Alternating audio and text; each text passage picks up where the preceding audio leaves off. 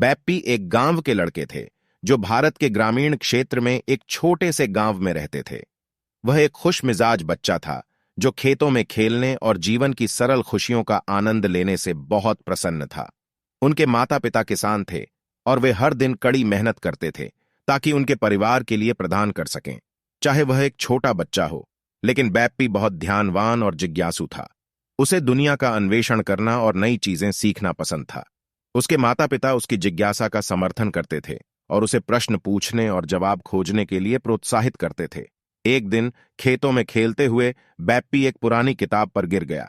यह एक फटे पुस्तक थी जिसमें पीले पन्ने और टूटे हुए कवच थे, लेकिन यह साहस और जादू की कहानियों से भरी थी। बैप्पी बहादुर नायकों और डरावने कामों की कहानियों से प्रभावित हो गया था और उसने पुस्तक को पढ़ने के लिए हर खाली समय का उपयोग किया।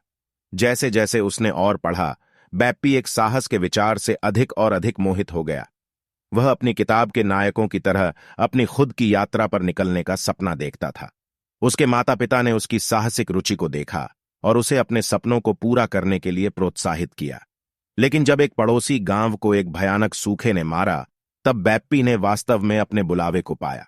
गांव वालों को अपने आप को पोषण करने के लिए पर्याप्त पानी ढूंढने में संघर्ष करना पड़ रहा था और उनमें से कई भूखमरी की कगार पर थे। बैप्पी जानता था कि वह मदद करना होगा और उसने समाधान ढूंढने के लिए एक अभियान शुरू किया। वह हफ्तों तक देश भर में घूमकर विशेषज्ञों से बातचीत करते हुए और जानकारी इकट्ठा करते हुए बीता। उसने नई सिंचाई तकनीकों, जल संरक्षण विधियों और नवीनतम कृषि प्रौद्योगिकी के बारे में सीखा, और जितनी नई जानकारी उसने प्राप्त की, उतनी ही अधिक वह अपनी मदद करने की क्षमता में विश्वास पाने लगा। अंततः बैप्पी ने अपने गांव लौटकर अपने पास इकट्ठी की गई जानकारी से लदे हुए थे।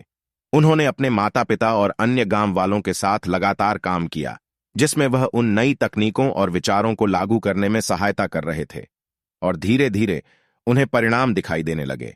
बैप्पी के कठिन परिश्रम और अनुशासन के कारण गांव अकाल से बाहर आया और पहले से भी मजबूत हो गया, और बैप्पी के लिए वह सपना जो उसने हमेशा से देखा था एक दूरस्थ कल्पना नहीं रही, यह वास्तविकता बन गया था। उसने जान लिया था कि सबसे बड़ा साहस वह होता है जो भविष्य में आगे बढ़ने के लिए इंतजार में होता है।